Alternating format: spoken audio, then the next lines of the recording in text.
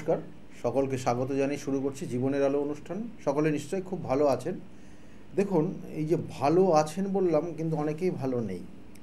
কারণ ভালো মন্দ মিশিয়ে কিন্তু প্রত্যেকটা মানুষের জীবন, এবং ধীরে ধীরে তারা আগামী দিনে ভালোর দিকে যায়। অর্থাৎ খারাপ, আজকে আপনার খারাপ থাকলেও আগামী দিন সেটা আপনার ভালোতেই রূপান্তরিত হবে। অর্থাৎ সব সময় জানবেন, একটা চক্রাকারে ঘোরে মানুষের জীবনযাত্রা, চক্রাকার। আমাদের দেখবেন যে দশা, অন্তর্দশা, প্রত্যন্তর্দশা, এগুলোও চক্রাকারের। কারণ আপনার যে জন্মছকটাও সেটাও চক্রাকারে 360 ডিগ্রির মধ্যে অবস্থান করছে। সেই জন্য গ্রহগুলো মুভ করছে, সেটাও চক্রাকারে ঘটছে। এবং সেই জন্য গ্রহদের যে নির্দিষ্ট কক্ষপথ, সেগুলো দেখলে আপনারা বুঝতে পারবেন। এবং এই যে কানেকশান, এইগুলোর বলছে যে কারণে আমাদের জীবনে কখনো খারাপ সময় আসে, কখনো ভালো সময় আসে। অর্থাৎ খারাপ সময়টা কতটা খারাপ, এটা আপনারা অনেকেই জানতে চান, যে আমার খারাপটা কতটা খারাপ হবে, কত দিন পর্যন্ত খারাপ হবে, তারপরে কি ভালো হবে। কিন্তু এই খারাপ সময়টা আপনার জীবনে পার করা মানে সাংঘাতিক বিষয়। কারণ আপনি খারাপের মধ্যে দিয়ে পার করছেন, করতে করতে দেয়ালে তো আপনার পিঠ ঠেকে গেছে, আপনার অর্থের জায়গা তো প্রায় শেষ হয়ে গেছে, আপনার সম্পর্কের জায়গাটা নষ্ট হয়ে গেছে, আপনার হেলথ কন্ডিশনটাও খারাপ হয়ে গেছে দেখা গেল। তাহলে এক একটা সমস্যা, আমি বললাম কি, সমস্যাগুলো এক এক ধরনের এই সমস্যার কারণে আপনি জীবনে ধীরে ধীরে ক্ষয়ের দিকে চলে যাচ্ছেন। সেটা কতদিন আপনি যদি গায়ে রেখে দেন, এটা তাতে আপনার ক্ষেত্রে ক্ষতি। সেই জন্য বলা হয় তখন যে একটা জাতক জাতিকার সমস্যা হলে তার প্রতিকার প্রতিবিধান আছে, সঠিক গাইডলাইন আছে। একটা জাতক জাতিকার দেখবেন যে যে সমস্যা হয়, মানে একটা শনির ধরুন 7.5 চলছে, তার মধ্যে তার প্রবলেমটা হয়, তার মধ্যে অলসতা তৈরি হয়। যে কোনো একটা কাজ নিয়ে সেই কাজের মধ্যে ইনভলভ হয়ে যায়, এবং মনোসংযোগটা তার মধ্যে খুব অভাব, এবং একটা ছোট সামান্য কাজ নিয়েও সে ইনভলভ হয়, এবং ভবিষ্যতে পরবর্তীতে কিছু করতে হবে সেটা তার মাইন্ডে আসে না। এবং এই সকল জাতক জাতিকা সাধারণত দেখবেন যে দিনের বেলায় ইনঅ্যাক্টিভ থাকে, আর রাত্রে এরা অ্যাক্টিভ হয়ে যায়, যাদের শনির 7.5 চলে। তো এরকম হাজার হাজার সমস্যা আমাদের জীবনে আছে। আপনার অনেক হয়তো দশা, অন্তর্দশা, প্রত্যন্তদশাও আপনার পারমিট করছে না, সেক্ষেত্রে এক ধরনের সমস্যা।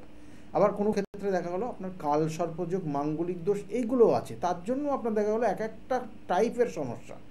কারণ আমরা জানি যে মাঙ্গলিক দোষ সাধারণত হয়, এবং তার কারণে বিভিন্ন সেক্টরগুলোর জায়গার বিভিন্ন ভাবগুলোর কানেকশানে আপনার মাঙ্গলিক দোষ। সেক্ষেত্রে কখনো কর্মের জায়গায়, কখনো ভাই বোনদের সঙ্গে সম্পর্কের যা বিচ্ছেদ, কখনো দেখা গেলো বৈবাহিক জীবনে সমস্যা তৈরি হচ্ছে, কখনো মায়ের সঙ্গে ডিটাচমেন্ট হচ্ছে, কখনো দেখা গেলো পরিবারে অন্যান্যর সঙ্গে অ্যাডজাস্ট করতে পারছে না, এগুলো সাধারণত হয়। আবার কখনো দেখবেন যে আপনার জীবনে যদি শাপিত দোষ থাকে, তাহলে জীবনে কিছু করতে পারছেন না, আপনি একই জায়গায় পড়ে থাকলেন, জীবনে কিছু যে স্বপ্ন, সেই স্বপ্নটা স্বপ্নই থেকে গেল, বাস্তবে তার রূপদান দিতে পারলেন না। অর্থাৎ এই যে স্বপ্ন দেখেছিলেন এক সময়, কিন্তু সেই স্বপ্ন বাস্তবে রূপদান দিতে পারেননি, আপনার জন্য কেন দিতে পারেননি, তার আপনার জন্মছকের যেগুলো নেগেটিভ কানেকশান। তাহলে এই নেগেটিভ দোষগুলোর প্রতিকার প্রতিবিধান আছে। আমি বারবার বলি, প্রতিকার প্রতিবিধান, সঠিক গাইডলাইন আপনার জীবনকে পরিবর্তন করে পারে। কী ভাবেন, আপনার কি সমস্যাটা আছে, সেই সমস্যাটা নিখুঁতভাবে বার করতে হবে, তারপরে তার প্রতিকার কি তন্ত্রমতে নেবেন, বা আপনি কালার থেরাপির মাধ্যমে নেবেন, কিসের নেবেন, কোন জিনিসটা দিলে আপনার ক্ষেত্রে চটজলদি কাজ হবে। কারণ আপনি সমস্যার থেকে আপনি বেরোনোর চেষ্টা করছেন, আপনি চাইছেন আপনার যত তাড়াতাড়ি সম্ভব সমস্যার থেকে বেরোতে হবে। তার জন্য অবশ্যই আপনার ডিপেন্ড করবে আপনার জন্মছক, যেক্ষেত্রে তার প্রতিকার প্রতিবিধান কোনটা দিলে আপনার ভালো হবে। আপনার কোনো কোনো ক্ষেত্রে দেখবেন যে আপনার দশ মহাবিদ্যার প্রয়োগ করা হয়, দশ মহাবিদ্যার প্রয়োগ বিভিন্ন ধরনের হয়। এই যে প্রতিকার যখনই আসবে, এক একটা জাতক জাতিকার এক এক ধরনের প্রতিকার প্রতিবিধান। দেখবেন কারোর ক্ষেত্রে সাধু সর্প দোষ হয়ে আছে, সে ছোটোর থেকেই সেই বলবো যে ছোটোবেলা সেই খাওয়ার থেকে সে মানে সমস্যা, তারপরে সেই এখনও সেই সমস্যা। তাই সমস্যাগুলোর প্রতিকার প্রতিবিধান, আমরা বলি না যে জন্মছকে আপনার যে সমস্যাটা আছে আগের জন্মের কর্মফল। অর্থাৎ আগের জন্মে দেখা গেলো আপনি এমন কোনো কর্ম করেছেন, যেন জ্ঞানত বা অজ্ঞানত সেটা কোনো পাপ কর্ম করে ফেলেছেন, তার জন্য এই জন্মে আপনাকে ভোগ করতে হবে। আপনি এই ছোট্ট উদাহরণটা আপনি যদি না বুঝতে পারেন, তাহলে কিছু করার নেই। কিন্তু আপনি এটা বুঝবেন যে দেখবেন যে অনেক জাতক জাতিকারা, কারণ আমি এখানে এটাই বলতে যাচ্ছি যে আগের জন্মের কর্মফল হয় নাকি, অনেকে ধারণা আছে, অবশ্যই হয়। দেখবেন যে অনেক ছোট ছোট বাচ্চারা, তারা দেখবেন তাদের গানের গলাটা এত সুন্দর, এত ফাইন, এবং খুব কম বয়সে নাম করে গেছে। কেন? তার আগের জন্মের ওই স্টেজ পর্যন্ত ওই জায়গাটা কমপ্লিট করে এসছে, পরের জন্মে ওই জায়গার থেকে শুরু করেছে তার জীবন। এগুলো ক্রিয়েটিভিটি, এগুলো আগের জন্মের কর্মফল। হয়তো আপনার পিতা মাতা খুব শুভ কর্ম করে গেছে, তার জন্য আপনার সন্তান বা আপনি আজকে ভালো জায়গায় আছেন। এগুলো কর্মফল। আপনার ক্ষেত্রেও আপনি হয়তো আগের জন্মে কোনো কর্ম খারাপ করেছেন, তার জন্য আপনি এই জন্মে ভোগ করছেন। তার জন্য আপনার প্রায়শ্চিত্তের জায়গা রয়েছে।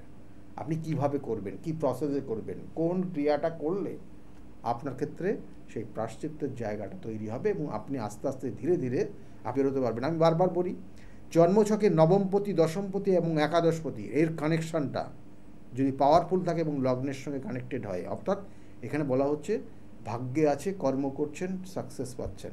যদি এখানে ব্রেক করে, কোনো একটা লিঙ্ক আউট হয়ে যায়, অর্থাৎ আপনার কর্মের নেই, কর্ম করছেন না আপনি, তাতে আপনার ভাগ্যে থাকলে পারে কি আপনি সাকসেস পাবেন? হবেন না। আপনি, এটা একদম বাস্তব ঘটনা।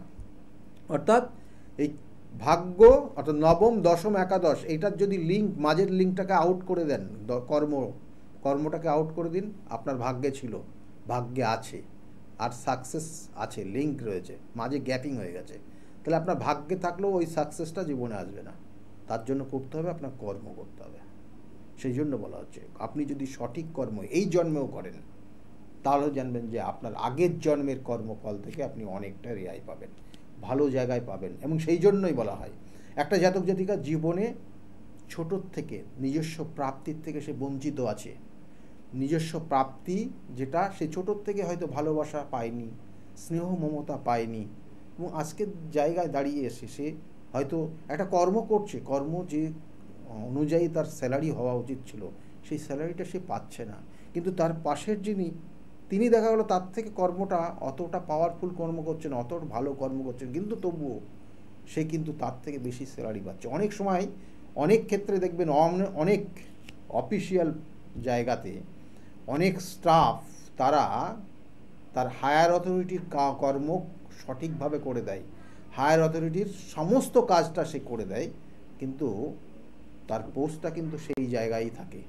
আর যার কর্মটা করে দেয় তার পোস্ট, অর্থাৎ যদি একটা ম্যানেজার একটা স্টাফের ক্যালকুলেশন আসেন, তাহলে দেখবেন যে সেই স্টাফটা ম্যানেজারের সমস্ত কর্ম করে দিচ্ছে, তবুও সে স্টাফের জায়গায় হয়ে আছে, তার ডেজিগনেশনটা সে হোল্ড করছে, কিন্তু সে কোনো কারণে সেই ম্যানেজারের পোস্টটা পাচ্ছে না। তাহলে এইগুলো জন্মছকের কানেকশানের পরিপ্রেক্ষিতে হয়। অনেক জাতক জাতিকার এরকম আছে, দেখবেন জীবনে হয়তো অনেক জাতক জাতিকা একটা সময় সে অফিসে গেছে, পেপার পড়ে বাড়ি চলে এসছে, কিন্তু তার স্যালারি, তার ইনক্রিমেন্ট, তার প্রমোশন দিনের পর দিন হয়েছে, তার পোস্ট ভালো জায়গায় হয়েছে, কিন্তু আপনার হয়নি। আপনি কর্ম করে গেছেন, মানুষকে হেল্প করে গেছেন, কিন্তু আজকে সেই জায়গায় দাঁড়িয়ে আছেন। সেই জন্য এগুলোর প্রতিকার প্রতিবিধান আছে। আপনি যদি মনে করেন যে না আপনার ভাগ্যে আছে মানে আপনি পেয়ে যাচ্ছেন, তা না। ভাগ্যে আছে, কর্ম করুন, অবশ্যই আপনার সাকসেস হবে। আমি সেই জন্য বারবার বলি, আপনি যদি সঠিক কর্ম করেন এই জন্মেও আপনি ভালো, আপনার ওই যে প্রসেসটা, আপনি কি কর্ম করবেন, কোন ক্রিয়াটা করলে পরে আপনি ওই জায়গা থেকে বেরোবেন, সেটাই হচ্ছে সঠিকভাবে তার প্রতিকার প্রতিবিধান। আমি বারবার বলি, সঠিক প্রতিকার প্রতিবিধান এবং সঠিক গাইডলাইন আপনি যদি পান, আপনার জীবনে আপনার যে নির্দিষ্ট ড্রিমটা আছে, সেই ড্রিমটা আপনি পূরণ করতে পারবেন, আমি বলছি। কিন্তু অনেক মানুষ সেখানে সেই জায়গাটা পায় না। তাই কোনো সময় দেখবেন যে আধ্যাত্মিক লাইনের প্রতিকার আছে, অবশ্যই অনেকেই জানেন। এই আধ্যাত্মিক প্রতিকার প্রতিবিধান আপনার ক্ষেত্রে কোনটা করলে ভালো হবে, কোন প্রয়োগটা করলে আপনার ক্ষেত্রে সেই আধ্যাত্মিক প্রয়োগের জায়গাটা তৈরি হবে, এগুলো কিন্তু জন্মছকের কানেকশনের পরিপ্রেক্ষিতে হয়। তা আপনার ক্ষেত্রে কি করবেন, কোন গ্রহটা আপনার ক্ষেত্রে ডিস্টার্ব। আমি বারবার বলি না, একটা জন্মছক ক্যালকুলেশন করতে হয়, তার 360 ডিগ্রি অবস্থান রয়েছে, সেই 360 ডিগ্রির মধ্যে 12টা ভাব রয়েছে, 12টা ভাবের মান হচ্ছে 30 ডিগ্রি করে, তার মধ্যে 3টে করে গ্রহের নক্ষত্রের অবস্থান রয়েছে। তাহলে এই 3টে নক্ষত্রে মুভ করছে, প্রত্যেকটা কিন্তু ভাবের মধ্যে 3টে করে 27টা নক্ষত্র আছে, এবং এই প্রত্যেকটা নক্ষত্রের যে মান আমরা জানি সেটা 13 ডিগ্রি 20 মিনিট, এবং এই নক্ষত্রকে যদি 4টে পাদে বিভক্ত করা যায়, এবং তার প্রত্যেকটার মান হবে 3 ডিগ্রি 20 মিনিট। সেই জন্য এটা টোটালটা ক্যালকুলেশনের বিষয়। আপনার ক্ষেত্রে কোন সমস্যা হচ্ছে, কোন গ্রহটা কোন নক্ষত্রটা আপনার ক্ষেত্রে সমস্যা হচ্ছে, আপনার দশা অন্তর্দশা কী চলছে, তার পরিপ্রেক্ষিতে যদি আপনার শাস্ত্রীয় প্রতিকার প্রতিবিধান করেন বা তন্ত্রমতে প্রতিকার প্রতিবিধান করেন, সেক্ষেত্রে গ্রহগত কানেকশন অনুযায়ী তার নির্দিষ্ট ইষ্ট দেবতা আছে। সেই ইষ্ট দেবতাকে আপনাকে যদি সঠিকভাবে তার পূজা পাঠ হোম যজ্ঞ এবং বিভিন্ন ক্রিয়া, আমি যে বারবার বলা হচ্ছে নির্দিষ্ট ক্রিয়া, সেগুলো করতে পারেন, ভালো হবে, ফল পাবেন আপনি।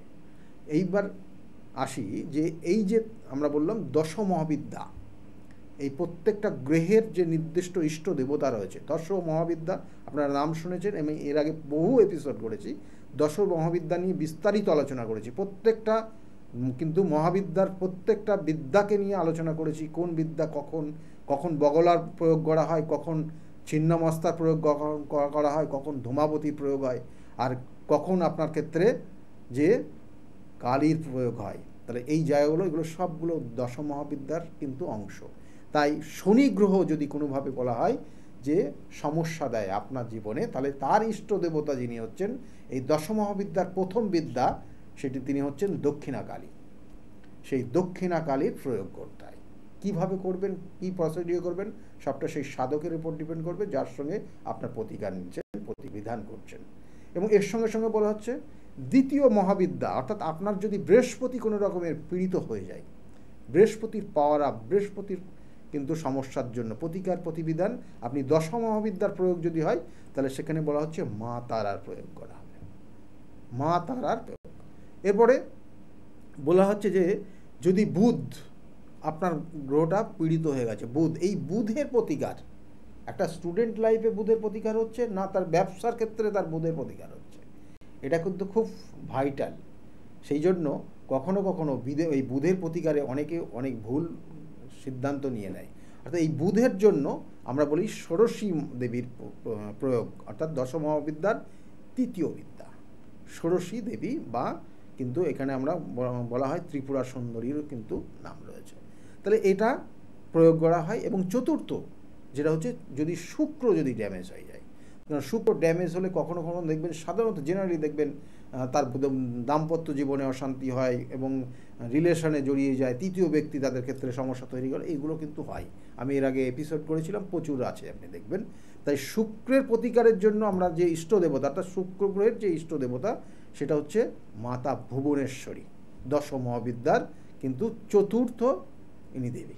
তাহলে চতুর্থ দেবীর এই প্রয়োগ করতে হয়। এবং এরপরে বলা হচ্ছে যদি আপনার জন্মছকে লগ্ন, অর্থাৎ আমরা দেখবেন যে অনেক সময় লগ্নপতি খুব কমজোর হয়ে যায়, লগ্নের কানেক্টেড জায়গাগুলো ডিস্টার্ব হয়ে যায়, মানসিক চঞ্চলতা, শারীরিক সমস্যা, বিভিন্ন ধরনের আপনার ক্ষেত্রে এমন কিছু সমস্যা করে রেখেছে, একটা জাতক জাতিকা আপনাকে এমনভাবে ক্ষতি করে রেখেছে, সেখান থেকে বেরিয়ে আসবেন বা আসতে পারবেন কিনা, জীবনে বাঁচতে পারবেন কিনা সন্দেহের জায়গা, শত্রু এতটা আপনাকে সমস্যা করেছে, সেক্ষেত্রে তার কি প্রয়োগ বলা হচ্ছে, হ্যাঁকে না, নাকে হ্যাঁ করে দেওয়া যায়, সেই প্রয়োগ সেটা হচ্ছে মাতা ভৈরব, অর্থাৎ ভৈরবী দেবীর প্রয়োগ।